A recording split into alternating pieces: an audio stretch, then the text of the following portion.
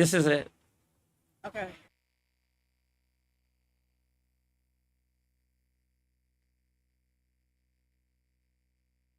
So welcome. Thank you all for being here. Of course. Yeah. And I wouldn't have Senator Eckhart out here without saying something. I know it's brief. And the Parks Board is going to maintain it. Is that all right, Justin? I have you. Okay, good. Thank you all for being here. And you can be seated. There is water, chilled water. First, I want to thank the neighborhood people who are here because it is in that neighborhood. Give them all a warm round of applause. And I think we're live streaming. I do want to apologize to them. The park will be completed December at the latest. And a couple of major amenities will be out here. One being a statue of Curtis Graves, Representative Graves, that'll be 6 feet tall. It's granite. And that will be this picture will be engraved on it. Now, I was telling Senator Eckhart, Curtis, the last time he and I talked, was adamant about wanting this picture, but we cannot find the original. And the pixelation just goes away when you expand it. So we're gonna have Senator Sarah Eckhart try to find it, but we're gonna put a picture somewhere. But we couldn't put it on the statute and blow it up. Even with AI, it didn't work. And I know he was a little vain, so he would want to look like an AI mock-up anyway. And there will be a magnificent mural over where those swings are. And Giselle, if you get a moment, if it's too hot, even if we come back and do it tonight, you get a spectacular view of the city skyline from that side of the water. Something about water and then looking at buildings that just does so much. But look, I'm Rodney Ellis. I want to thank all of my partners for helping bring this to fruition, the Graves family. And you hear from Giselle Bryant, and she will introduce her family members and friends later, and her mother when she comes up. Harris County Flood Control District, because this really is flood control land. This keeps your neighborhood from flooding. And the decision was made after Harvey to do this. Trees for Houston, the Houston Parks Board, because they agreed to maintain this. And maintenance is always a major problem. Come on up, family members and friends. Maintenance is always a problem for projects like this. And it's part of a bigger project because initially we had plans. Come right up, join us. These seats are for you all. We know who you all are. You think we don't keep up with it? We know what's up. I might be kind of old. I keep up with it. And what I don't know, my wife tells me. I watch y'all all the time because it keeps me on my P's and Q's.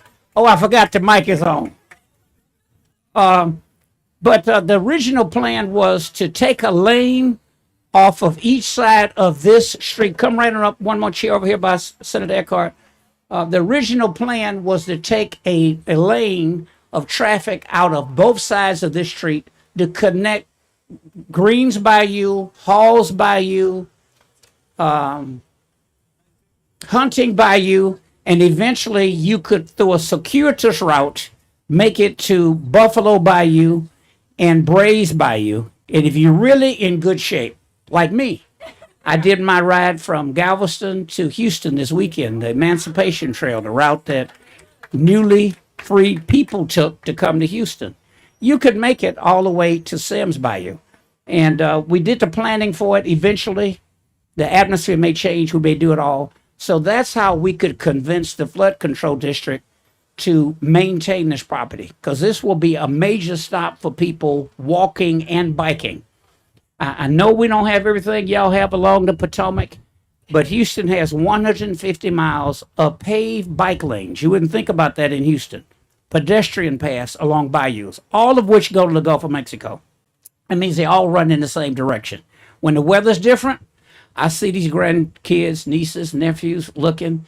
When you come back here in October, it's like San Diego weather from October until late April. Then it kind of changes again. So come back then. And obviously, I want to thank my staff for pulling this together on short notice. I wanted to honor Curtis Graves because he deserved it. I grew up on the south side of Houston watching Curtis Graves. I remember when he ran for mayor of Houston.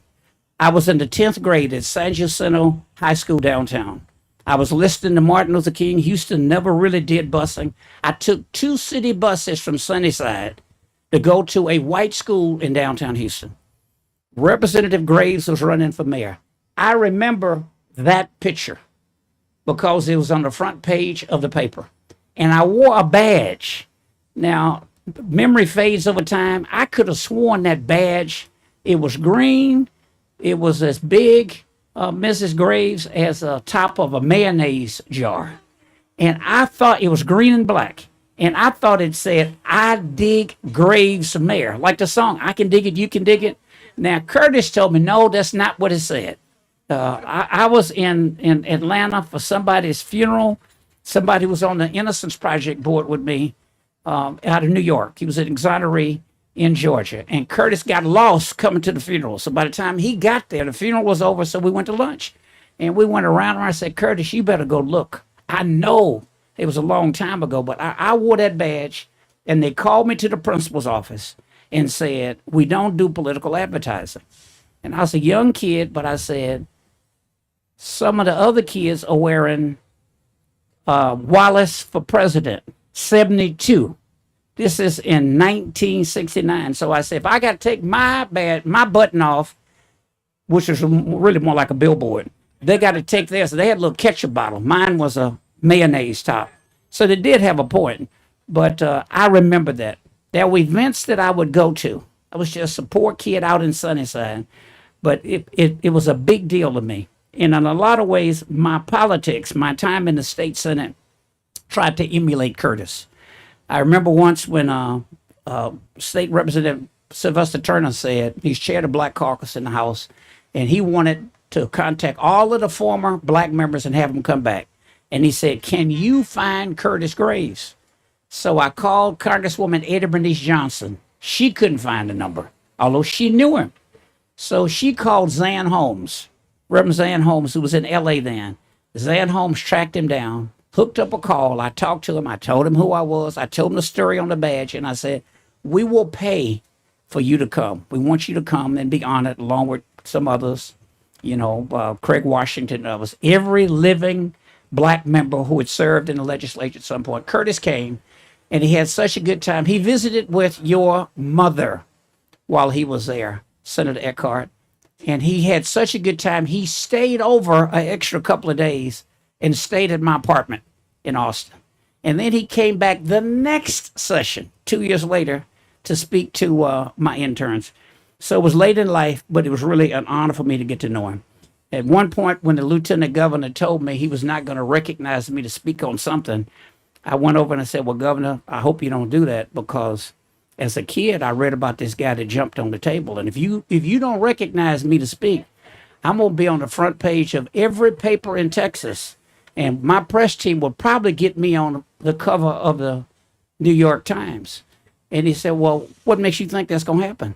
So I explained it to him. Then about 2 weeks later, Curtis showed up for that Black Caucus event. I took him over and I said, Governor, this is the guy who gave me the idea on what I'm going to do.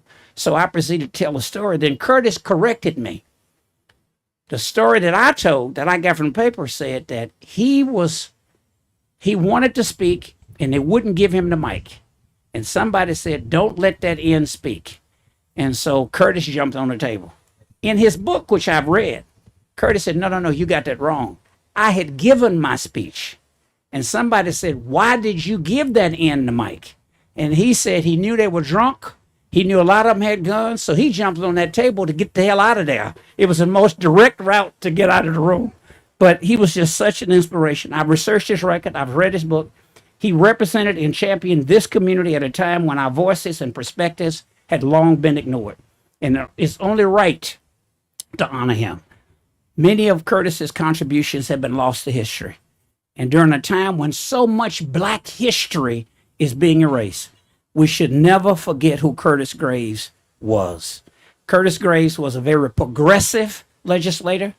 I enjoy the fact that of the public figures of that era, other than Bill Lawson, Reverend Bill Lawson, our local icon, I don't remember any other pictures that I can find where there was a picture of that person who was a player then, and Martin Luther King.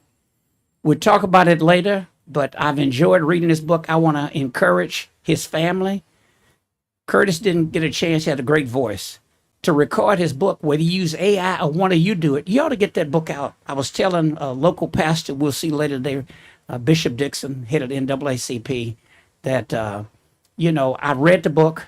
I think I bought about 40 copies to give to each of the black state legislators. Then a few of them ticked me off and I didn't give them to them.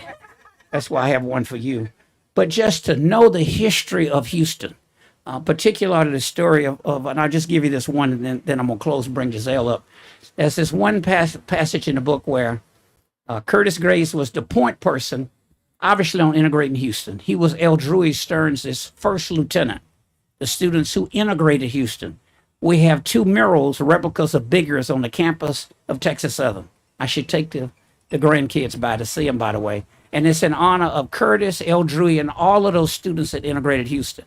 And most years, we reenact that march, where they march from Texas Southern to downtown. But in the book, it talks about Curtis Graves having a meeting with Martin Luther King in his hotel room and trying to figure out what to do because they couldn't sell the tickets for the big Aretha Franklin show. And so he's sitting in the room and he decided he's just going to tell Dr. King, I'm sorry, but I know I said that I'd get the tickets out, but they've shut me down. Radio stations, I can't get the tickets out. And he said he thought about it the night before and decided we'll just give the tickets away, but he wasn't going to tell him that. So he just said, I think we probably have to cancel this. It's going to be embarrassing. Only Martin Luther King and Harry Belafonte were in the room. So Curtis says in his book that Dr. King said, let me just pray on this. So he's just standing up in the room, got up from the table. He's standing up and Martin Luther King is just praying, closing his eyes, looking up at the sky, close his eyes. He said it might have just been 3 minutes, but it seemed like 30 minutes. And he and Harry Belafonte looked at one another like, is the brother crazy? And then Martin Luther King opened his eyes and said, give the tickets away. Give every one of them away. And then at the end of that chapter, Curtis says, now that I look back on my life, in the life of Martin Luther King, I think he really was talking to God. But Curtis Graves was a remarkable figure, and I wanted to find a way to honor him. We're going to name this trail going around this park after Laura Cruz. I told some of my Hispanic colleagues, after reading the book, Laura Cruz was the first Latino to go to the State House from Harris County. Senator, if you ended up in Congress or if you ended up in statewide office, that body of water is really controlled by the Corps of Engineers. So I've been told we need to get their permission, but I got a little Curtis in me. We may name it after your daddy any damn way. So we may just dub that Eckhart Pond, a lake, a reflection pond. So we're looking at it. There'll be 2 great murals in the back. So Giselle, if you and the family come back when it's a little cooler, late October, Megan, October or November? No. End of November. And when do we think we'll have the statue up? Latest? Yeah. So we'll wait until they're both up. I was thinking this morning, I was trying to figure out why Curtis was the first black person to go to the State House when Barbara Jordan went to the State Senate. There were 2, but Joe Lockridge, for some reason, Ms. Graves, did not show up on opening day. Joe Lockridge, a Howard graduate, a lawyer. His father was a prominent minister. I think he had an uncle who was a prominent minister as well. So I looked it up this morning, and then all these other names popped up of all of the black members during Reconstruction. There were 2 blacks in the Senate during Reconstruction, maybe about 16 in the House. I just looked it up on AI this morning. Someone will probably put a historical marker out here somewhere and put all their names in it, or we may just have them carved into the concrete. But we want to make it a place of reflection. You know, we won't put the traditional amenities here, a couple of swings in the back, there's exercise equipment there. There are a number of neighborhood parks in the area. A couple of people here running for city council. This is county money. So a lot of people give me a lot of bright ideas. I'm telling them, well, call the city. You know, county can't do it all. We spent about $3.2 million on this. And I think we got maybe about another about $150,000. 3.2 covers the statute. So about 3.2 million so far. What about the murals?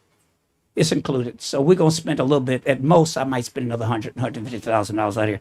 But look, with that, if I might, Justin, I want to bring you up from the Parks Board so you can say something. I'm also doing this because I want some of that money. Y'all got access to a lot of money over there at that Parks Board. I'm glad you're going to maintain it. Of course, you maintained it because you thought it was going to be the gateway to these other trails. But Justin, come on up, Justin Schultz. And I appreciate meeting your partner today as well. Thank you, sir. Good morning, everyone. You know, one of the things that the Parks Board tries to do in Houston and Harris County is to build open spaces for all Houstonians. No matter what part of town you live in, no matter what your income, no matter what your skin color, it's really important that you have access to quality open space. And I would say that we have incredible partners in our public sector, whether it's the city or the county or the state. But probably my favorite partner to work with is Commissioner Rodney Ellis. And that's because Commissioner Ellis doesn't just talk the talk. He is out there on his bike doing way more than I could ever do. He's always like, let's go for a bike ride. I'm like, I'm going to fall and hurt myself. He is looking out for his precinct and the whole county to figure out where to create high quality parks and green space. And I'm so honored that we get to work with you to maintain this amazing park.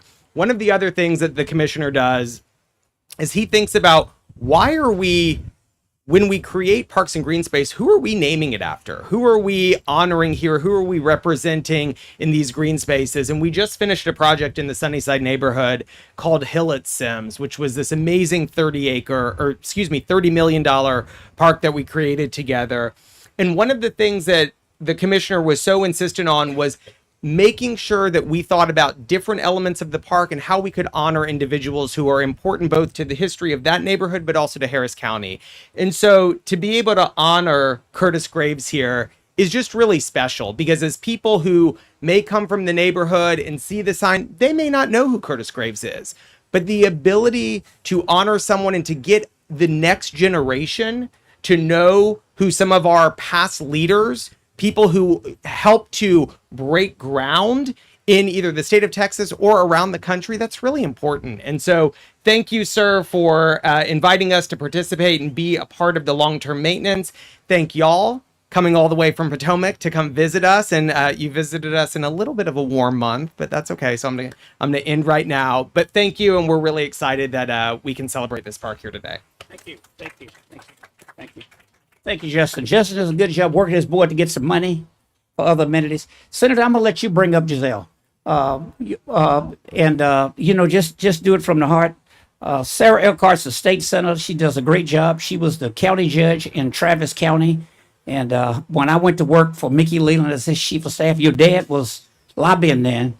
But Mickey, in many ways, kind of followed in Curtis's footsteps, but it was very close to him. We're going to hear from some of the folks at breakfast or brunch about a couple of hours from now who work with him. But, I enjoyed those passages in the book where your mother was at some event they were going to, and you were a little baby. And Curtis, just being ever the gentleman, he's carrying you. So this is like 1960. They're running. 68, they were running. Got sworn in 69, 1968. So Curtis is 67, right? 66. Curtis is showing up. This is Houston. Things pretty divided. Bob Eckhart, they were running in the same district. To be in the state house, she ran in a congressional district. Bob Eckhart had been in the state house and is running for Congress. Same district. Laura Cruz is running. Multi-member districts. That's why you have Voting Rights Act. And so Curtis, being so nice, Eckhart is walking in, State Representative Eckhart is running for Congress. His wife's behind him. He's trying to get votes with that bow tie on. So his wife comes in. Obviously, she's white. And then she's carrying this precocious child. So Curtis takes the child outside the event. So Curtis Graves walking in there behind this white man with a white woman with a white child. Barbara Bush, of all people, read the room. This is in the book. She read the room and quickly got up, say, Curtis, she's a Republican now. They run as Democrats. Curtis, give me the baby. She takes you, which avoided a riot that day. Senator Sarah Eckhart, come on up.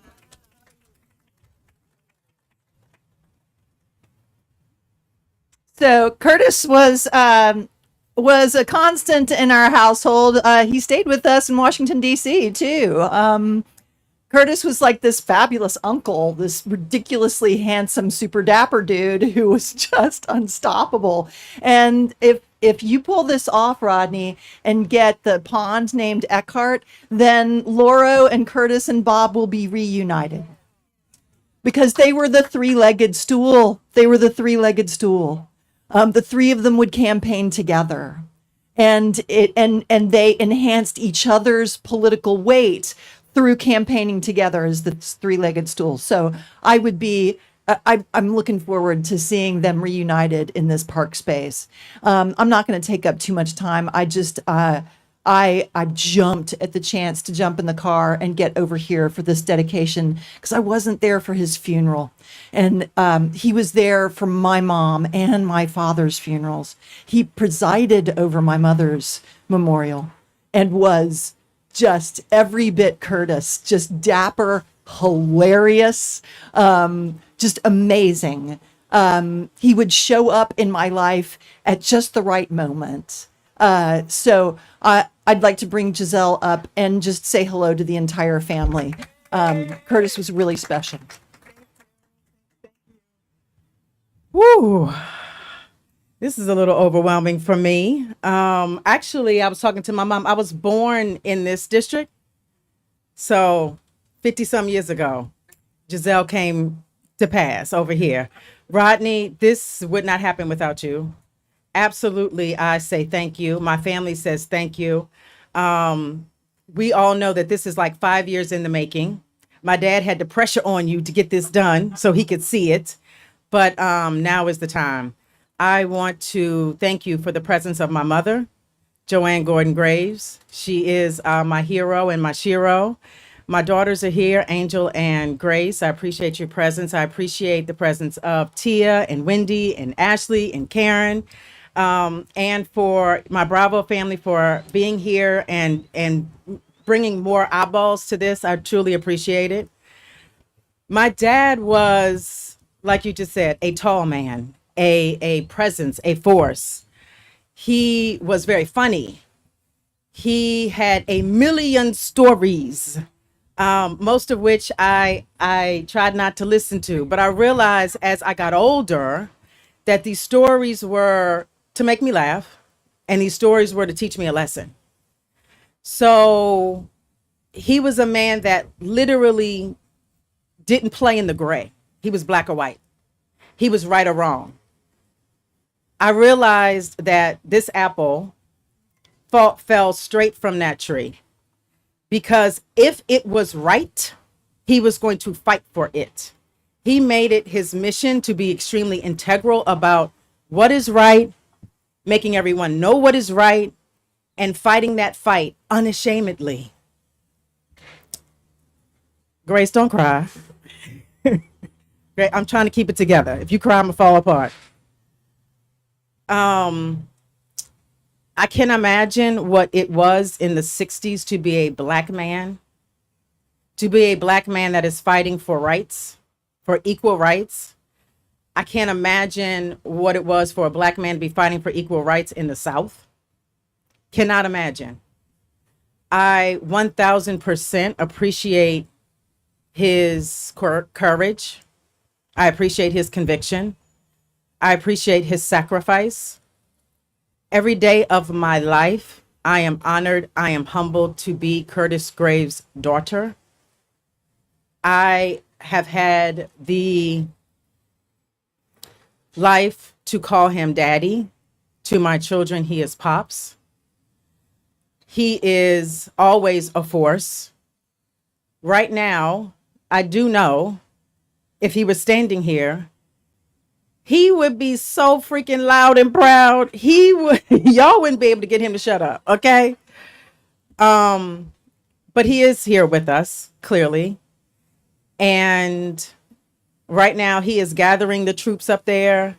He is letting them all know that today is his day. He is telling them stories. He is saying things that they don't want to hear. He's making them laugh. He is getting on their last nerve, and well deserved. He is being honored. He's getting his flowers. Daddy, I say congratulations, and it is absolutely well deserved. Thank you. I want to bring my daughter up because she wanted to say a couple things.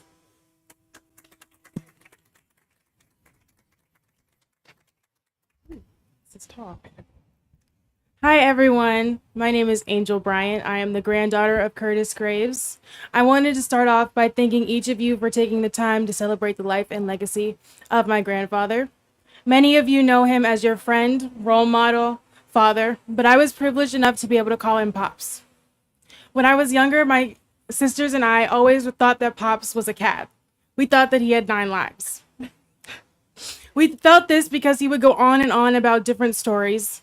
It wasn't until high school that I realized he worked for NASA for 30 years. But beyond all of his accolades and detailed recollections of his life, he was someone that each one of us loved. When my parents got divorced, my grandfather took it upon himself to create a tradition for us. He knew that 3 little girls could not help my mom get a Christmas tree into our house each year, and my mom demanded it was a real tree, so he flew every year from Atlanta to set off the holiday season. He would always come bringing new ornaments from the places that he had traveled. Every year we would pick a partially lopsided tree, and we would say how we should have gone to the store to buy more lights, but nonetheless, the tree was perfectly imperfect. There's one thing about him that I've never questioned, which is that he loved each one of us. During my final conversation with him before he passed, I had told him I'd gotten my driver's license. At this point, he was already in the hospital, but he had made me a promise. He promised me that he would talk to me more often. In that moment, knowing that he had been diagnosed with a brain tumor, I was unsure that he would be able to keep that promise. But now, years later, I can say with absolute confidence he has.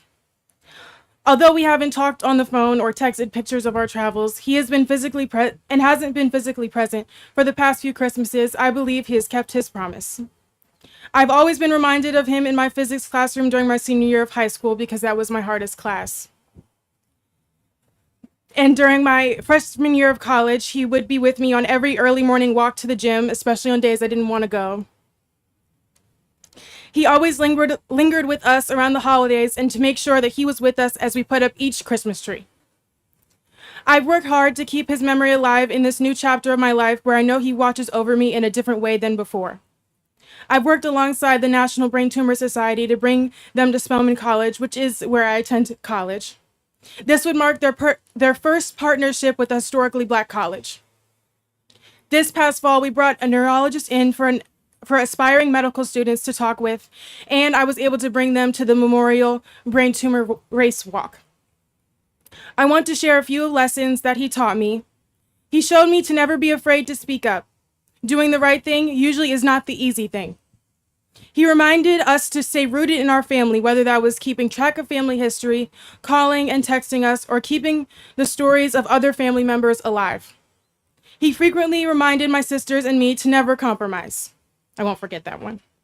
But most importantly, he reminded each one of us to think beyond ourselves and to always give back. That is what this park is about. Not only to commemorate the life and legacy of my grandfather, but to create a space for this community to come together. I want to close this speech with a prayer, so if you could all find your designated prayer position. Heavenly Father, thank you for today. Thank you for bringing us here together to celebrate Pops. I know he is shining down on each one of us as we feel the heat. Allow him to remain in our joy and to feel our prayers as we remind ourselves of all of his laughs, all of his stories. Allow each person that comes to this park to not just feel his presence, but to feel uplifted and encouraged. My mom mentioned how this place is not necessarily in one of the greatest neighborhoods, but allow all of the people in this area to feel joy, to feel uplifted. Allow us all to be encouraged to always do not just the hard thing, but to do the thing that uplifts others. Thank you, Lord, for bringing us all together today from far places to remember my grandfather. Bring us light, bring us peace, bring us love. In Jesus' name, amen. Amen.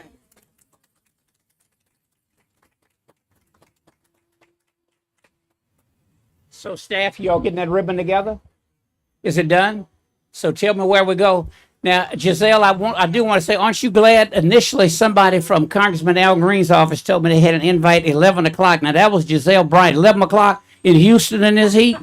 So then they got her to move it to 10, and then I called up I think about 10 days ago, I say, Giselle, it's 100 degrees. Now, I know it gets hot in Atlanta. It may get hot in the Potomac, but no, it's a different kind of heat here. And I'm from here.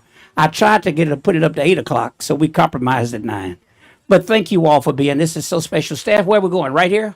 Point. Now, you show me right over here. Okay, we're going to get the family members over there first who cut the ribbon. And you know we're going to be together later. It'll be cooler. Oh, Miss Grace, thank you for being here.